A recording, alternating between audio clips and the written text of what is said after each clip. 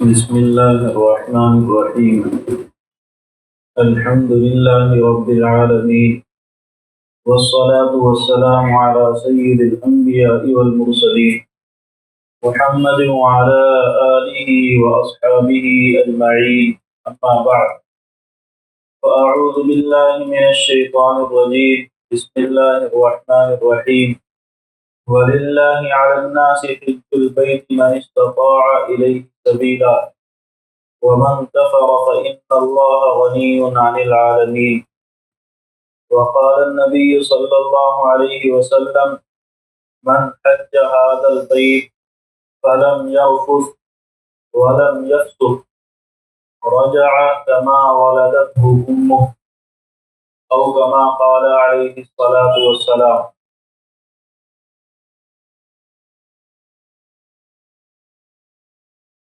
یہ مہینے جو چل رہے ہیں حج کے مہینے ہیں.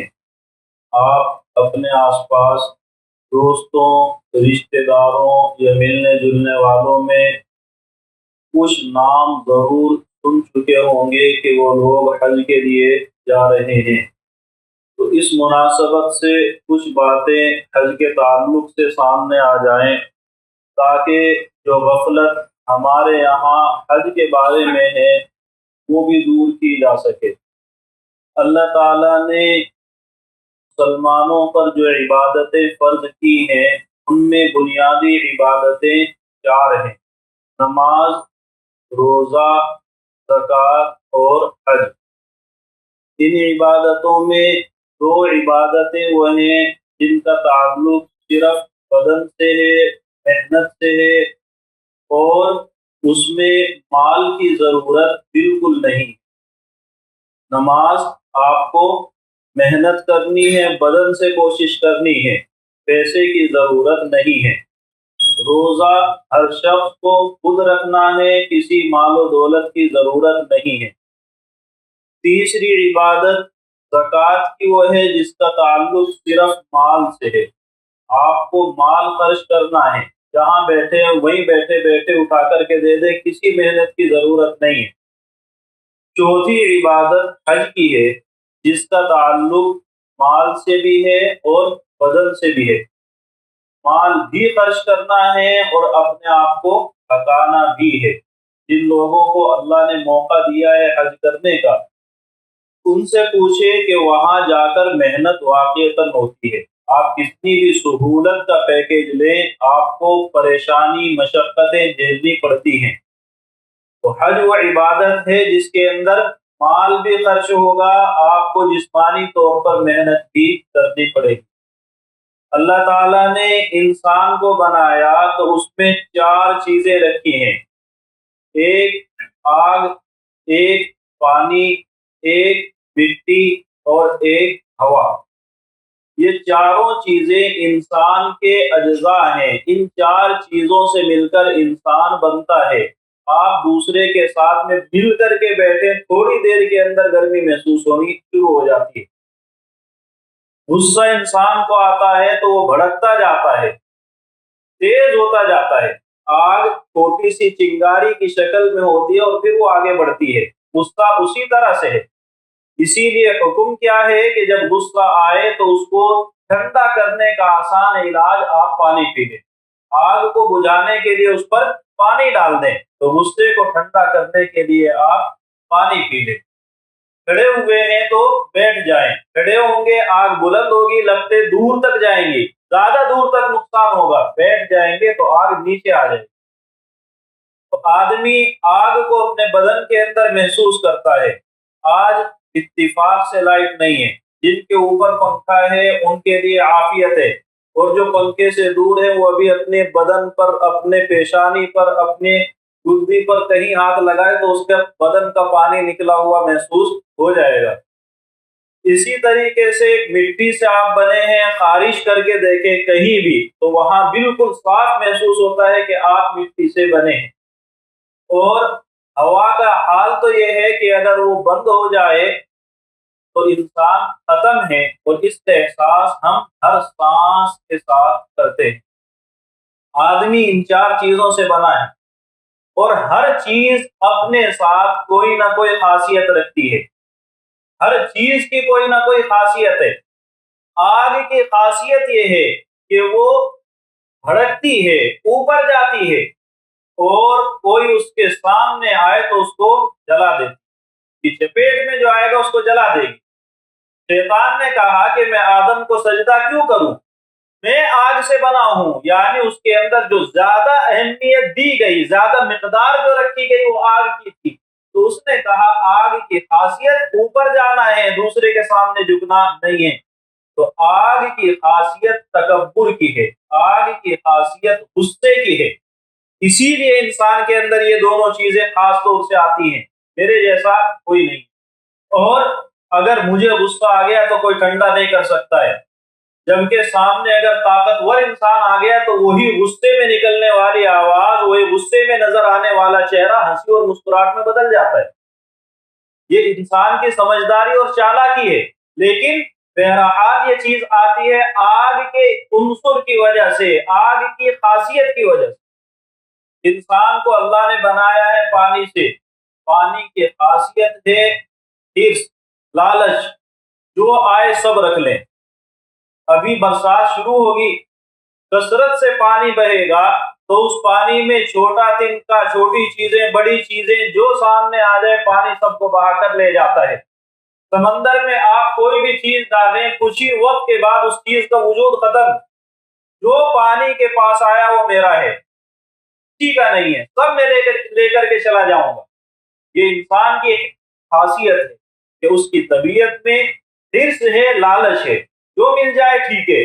اور آج کے زمانے میں لالچ اس حد تک بڑا ہوا ہے، حلال آئے حرام آئے، عزت جا کر کے آئے، عزت کے باقی رہتے ہوئے آئے، سب ہضم ہے۔ پانی کی اپنی خاصیت جو انسان کے اندر بھی آتی ہے، اسی طریقے سے اللہ نے انسان کو بنایا ہے مٹی سے۔ مٹی کی خاصیت بخل اور کنجوسی ہے۔ آپ دیکھیں گے زمین کے اندر بے شمار خزانے ہیں، کبھی پیٹرول کی شکل میں دنیا اس پر مطلع ہوتی ہے، کبھی کہیں سے سونا اور چاندی نکل آتا ہے، خزانے ہیں، نکل رہے ہیں، ختم ہونے کو تیار ہی نہیں ہیں۔ قیامت آئے گی، اللہ نے فرمایا وَأَخْرَجَتِ الْأَرْضُ أَثْقَالَهَا، تب زمین اپنے دفینے نکالے گی، اپنے بوجھ سارے کے سارے نکال کر کے۔ ایک معنی آیت کا یہ کہ مردے نکالے گی، لیکن دوسرے معنی یہ بھی کہ جو خزانے زمین میں موجود ہے اللہ سب نکال دے گا قیامت کے دن۔ اب کسی انسان کو بھی اس کی ضرورت نہیں ہوگی، وہاں پر اپنی جان بچانے کی پڑی ہوگی۔ تو یہ خاصیت بھی انسان کے اندر ہے، کنجوس ہے، بخیل ہے، واجبی حقوق ادا نہیں کرتا ہے۔ اسی طرح اللہ نے انسان کو بنایا ہے ہوا سے، ہوا کو انسان کی پیدائش میں بہت بڑا دخل ہے۔ ہوا کا اثر، اس کی خاصیت یہ ہوتی ہے کہ وہ کسی کو بھاؤ نہیں دیتی۔ ہر انسان ہوا کا محتاج ہے، ہر آدمی ہوا کو محسوس کرتا ہے، کوئی پکڑ نہیں سکتا ہے۔ ہر انسان کو ہوا فائدہ پہنچاتی ہے، کسی کی ہوتی نہیں ہے۔ یہ انسان کی حیثیت ہے، وہ چاہتا ہے سب کے ساتھ رہوں لیکن الگ دکھوں۔ میں بتاؤں میں نے آج اتنی عبادتیں کی ہیں، یہ میں بتاؤں میں نے فلاں جگہ پر فلیٹ خریدے ہیں، میں بتاؤں میں نے فلاں گاڑی خریدی ہے، تاکہ لوگوں میں رہوں تو صحیح لیکن ان میں سے الگ دکھوں، الگ نظر آؤں۔ ہوا کی خاصیت اللہ نے رکھی ہے امتیاز کی شکل میں، اپنے آپ کو الگ ظاہر کرنے کی شکل میں، انسان میں یہ خاصیت ہے۔ تو چار چیزوں سے انسان بنا اور چار خاصیتیں اس میں اللہ نے رکھی ہیں، اور ان چاروں خاصیتوں میں آپ نے محسوس کیا برائی کا عنصر ہے۔ ان کے فائدے بھی ہیں، ان چیزوں سے بننے میں بہت سے فوائد ہیں، لیکن ابھی ہمیں دیکھنا ہے کہ اللہ نے جو پریشانی ان چیزوں سے آ سکتی تھی ان کا حل بھی رکھا ہے۔ اللہ نے جب دیکھا انسان آگ سے بنا ہے جس کا اثر تکبر کی شکل میں ظاہر ہوگا، اللہ نے کہا نماز پڑھ۔ نماز پڑھنے کا مطلب میرے سامنے اپنے ماتھے کو رگڑ، میرے سامنے اپنی پیشانی کو رکھ، نماز پڑھنی ہے۔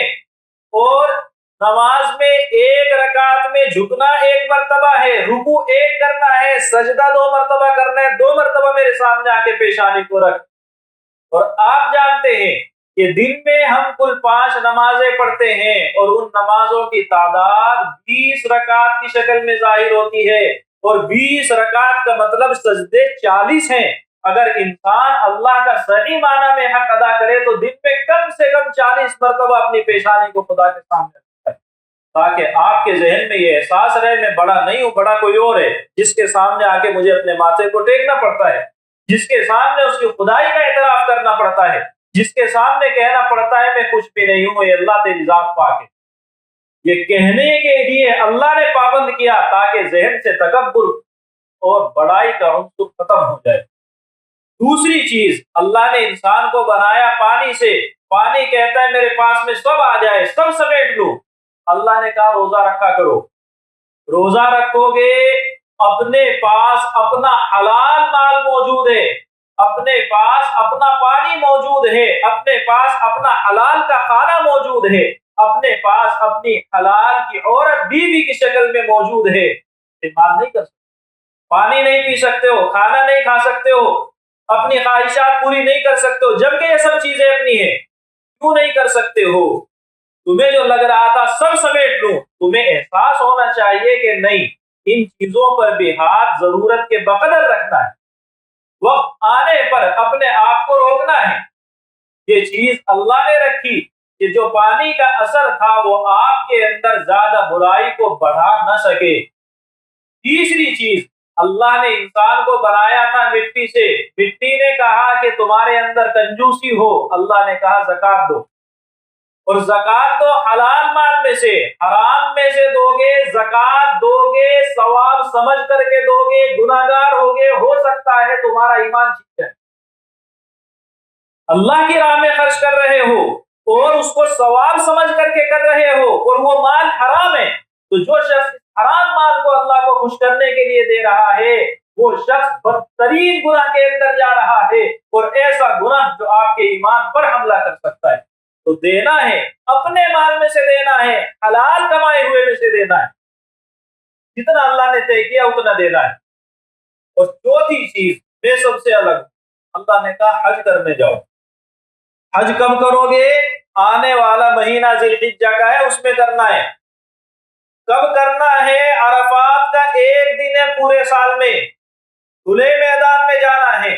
اس کھلے میدان میں ساری دنیا کے مسلمانوں کو جانا ہے، ساری دنیا کے مسلمانوں کو ایک ہی تاریخ میں جانا ہے، ایک ہی وقت میں جانا ہے۔ جس کو اللہ نے توفیق دی ہے، وہ بادشاہ ہو، فقیر ہو، یہاں کا ہو، وہاں کا ہو، اس شکل کا ہو، اس شکل کا ہو، سب کو ایک ساتھ جمع ہونا ہے اور کھلے آسمان کے نیچے جمع ہونا ہے۔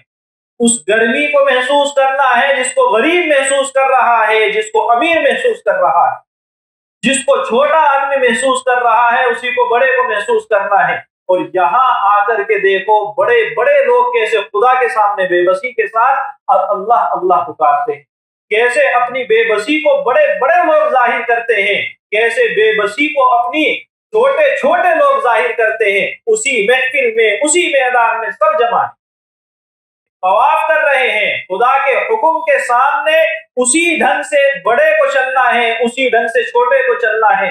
اللہ کا حکم ہے تیز چلنا ہے تو سب کو چلنا ہے، اللہ کا حکم ہے دھیمے چلنا ہے تو سب کو چلنا ہے، اللہ کا حکم ہے پیدل چلنا ہے۔ میں تو فلائٹ سے سفر کرتا ہوں، تجھے بھی پیدل چلنا ہے، میں تو گاڑیوں سے سفر کرتا ہوں، پیدل چلنا ہے۔ کوئی گنجائش، کوئی رعایت کسی کے لیے نہیں ہے، سب ایک جیسے ہیں خدا کے دربار میں، سب کا مقام ایک ہے خدا کے دربار میں، کسی کو کوئی امتیاز حاصل نہیں ہے خدا کی نگاہ میں، کہ عبادت سب کے لیے ایک موقع پر، ایک جگہ، ایک جیسی شکل میں، دو کپڑوں میں آنا ہے، دو کپڑوں میں آنا ہے۔ اور حد بندی کر دی، اس سرحد سے آگے بغیر دو کپڑوں کے داخل ہوگے تمہیں جرمانہ دینا پڑے گا، جب داخل ہوگے تو دو کپڑوں میں آنا پڑے گا، اور ہر ایک کے کپڑے کا رنگ کلر ایک جیسا ہوگا۔ تمہاری اپنی کوئی پہچان جو اپنے آپ نے ظاہر کی تھی، وہ سارا تشخص، وہ ساری پہچان ختم ہے۔ اب آؤ میرے سامنے، آؤ میرے دربار میں، میرے غلام بن۔ اس لیے حج کے موقع پر سب ایک جیسے نظر آ رہے ہیں، ایک جیسے ٹینٹ لگے ہوئے اگر کسی کے لیے لگے ہوئے ہیں۔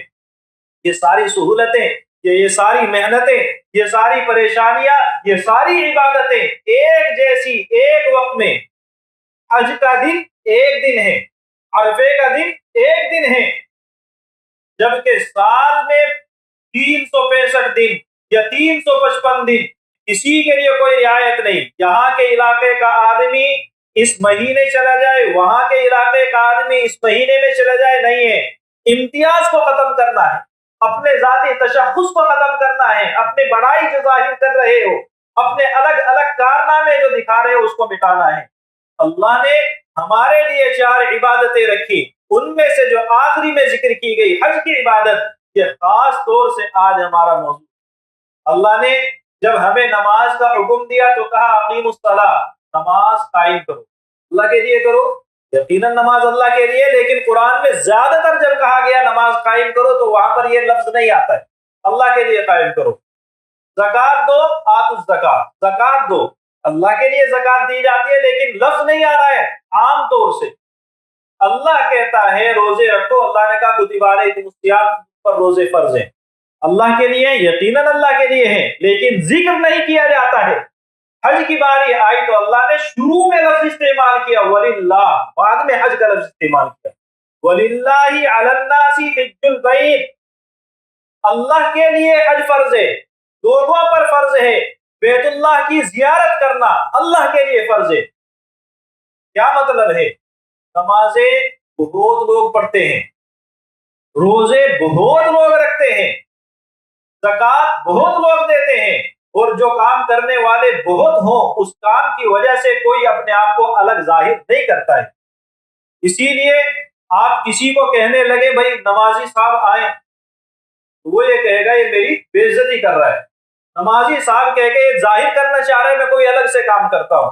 روزے دار صاحب آئیں، کوئی نام نہیں ہے، نام ہے تو کہیں گا حاجی صاحب آئیں۔ آدمی کر کے عمرہ آیا ہے، حج پر نہیں گیا ہے، چاہتا ہے کہ لوگ کہیں کہ حاجی صاحب آئیں۔ وجہ کیا ہے؟ حج پر جانے والے 2-4 ہوتے ہیں کہ علاقے میں، اور ان سب کو لوگ باقاعدہ ودا کرنے کے لیے جاتے ہیں، باقاعدہ دعوتوں کا اہتمام ہوتا ہے۔ دعوت کیوں ہے؟ لوگوں کو پتا چلے کہ ہم حج پر جا رہے ہیں۔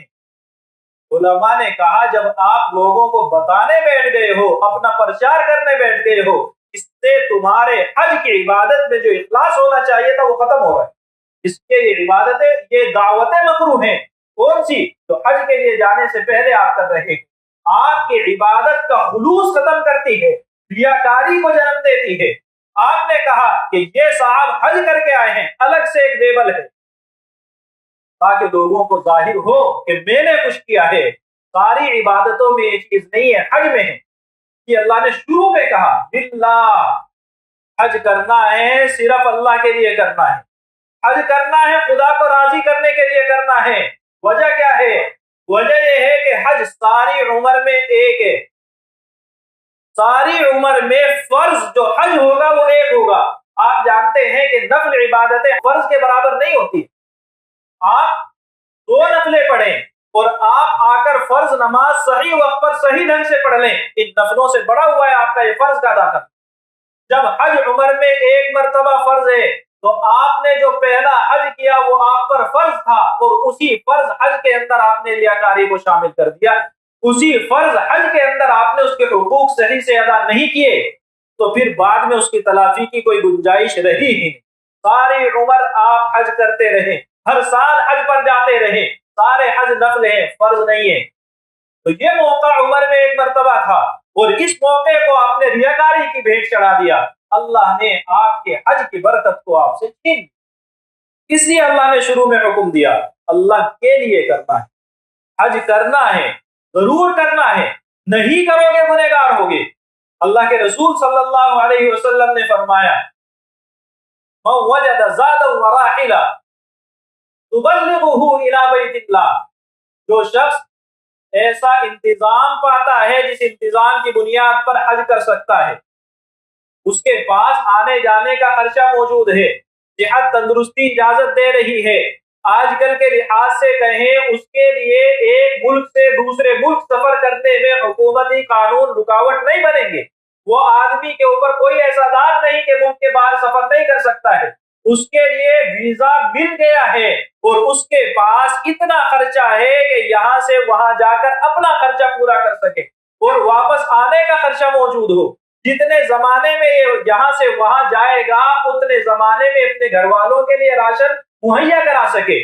جب یہ چیزیں اویلیبل ہیں، اب اس شخص کے پاس حج کرنے کی طاقت ہے، اور جب حج کرنے کی طاقت ہے اب اس پر حج فرض ہے، اور اگر اب یہ حج نہیں کرتا ہے، اللہ کے رسول نے فرمایا فلا علیہ ان یموت یہودیا او نصرانیا، اس کی کوئی پرواہ نہیں، اللہ کو کوئی فرق نہیں پڑتا ہے، اللہ کے رسول کو کوئی فرق نہیں پڑتا ہے یہودی مرے یا نصرانی مرے۔ اللہ ایمان کی توفیق چھیننے بہت ممکن ہے۔ اس شخص سے اللہ نے مال دیا تھا، اللہ نے موقع دیا تھا، حج کرنے کا موقع تھا، لیکن نہیں کیا، بہانے تلاش کرتا ہے، یہ مجبوری ہے، ابھی یہ کرنا ہے، ابھی وہ کرنا ہے۔ بہت آسان کر کے بتاؤں تو اگر آپ کے پاس 4 سے 6 7 لاکھ روپے کے درمیان موجود ہے حج کے موسم میں، اور آپ حج پر نہیں جا رہے ہیں، آپ اللہ کے بہت بڑے مجرم ہیں، بہت بڑے گنہگار ہیں۔ حج پر نہیں جا رہے ہیں، عمرے کر رہے ہیں، تو یہ عمرے یقیناً ثواب کا کام ہے، حج کا بدل نہیں ہے۔ آپ کو حج کے لیے حج کرنا پڑے گا۔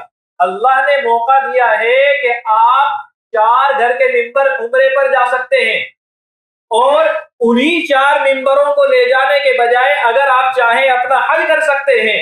آپ کی ذمہ داری یہ ہے کہ پہلے حج پر جائیں، اپنا فرض ادا کریں، اس کے بعد اللہ نے توفیق دی تو عمرے پر جائیں۔ عمرہ کرنا سنت ہے، حج کرنا فرض ہے، اور فرض پہلے ادا کیا جائے گا، عمرہ بعد میں کیا جائے گا۔ اسی سے ملا ہوا ایک مسئلہ اور ہے، وہ بتاؤ۔ ہم زیادہ تر یہ بھی ایک چلن ہے، میرے ابا کا انتقال ہو گیا، ان کی طرف سے قربانی کر رہا ہوں، اللہ کے رسول کی طرف سے قربانی کر رہا ہوں، میرے دادا کی طرف سے قربانی کر رہا ہوں، اپنی طرف سے کر رہا ہے، اوپر تو فرض واجب ہی نہیں ہے۔ کیوں نہیں ہے؟ میرے ساتھ میں یہ مسئلے وہ مسئلے، جب پتہ لگا سارے مسئلے نکال کر کے ابھی بھی اس کے اوپر واجب ہے، تو جب تیرے خود کے اوپر واجب ہے تو اپنے واجب کو چھوڑ کر دوسروں کے نوافل میں لگا ہوا ہے، ان کو ثواب مل جائے گا، ہو سکتا ہے تجھے بھی ثواب مل جائے، لیکن تیرے اوپر جو واجب تھا اس کو چھوڑنے کا گنہگار ہو۔ تو جو پہلے شریعت آپ پر ضروری قرار دیتی ہے اس کو کریں، جب اللہ نے حج فرض کر دیا ہے حج کو کریں۔ عمرہ اللہ یقیناً موقع دے، حج کرنے والا عمرہ کرنے والا غریب نہیں ہوتا ہے، اتنے لاکھ روپے خرچ ہو جائیں گے، کیسے بھرپائی ہوگی؟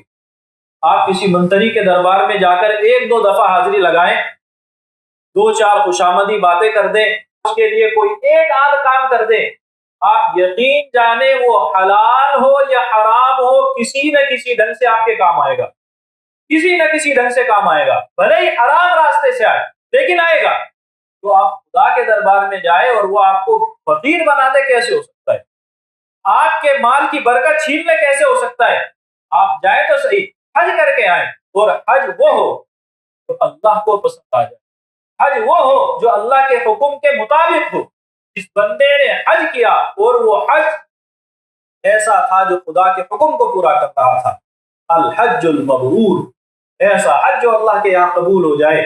اللہ کے رسول نے فرمایا اس کے بدلے میں جنت سے کم کوئی چیز ہے ہی نہیں، اس کے بدلے میں جنت سے کم کوئی چیز ہے ہی نہیں ہے۔ اور حج کرنے والا حج کر کے آتا ہے، اللہ اس کو معاف کرتا ہے، اور اس کے 40 دن تک جس کے لیے وہ دعا کر رہا ہے اللہ ان سب کے حق میں اس دعا کو کرتا ہے۔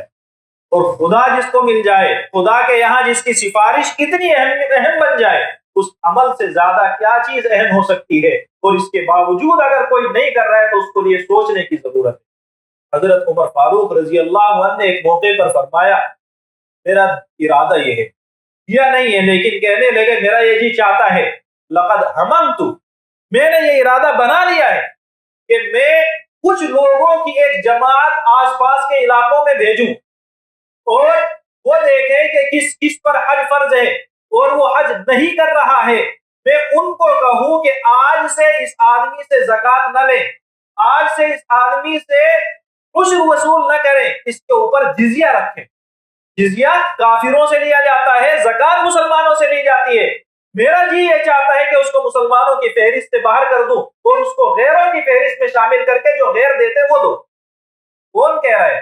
حضرت عمر فاروق رضی اللہ عنہ فرماتے، حضرت سعید بن جبیر رحمۃ اللہ علیہ بہت بڑے اللہ والے، کہنے لگے میرے پڑوسی کا انتقال ہوا، پڑوسی وہ تھا جو مسلمان تھا، اس پڑوسی کا انتقال ہوا، لوگ جنازے میں گئے، میں اس کے جنازے میں شریک نہیں ہوا۔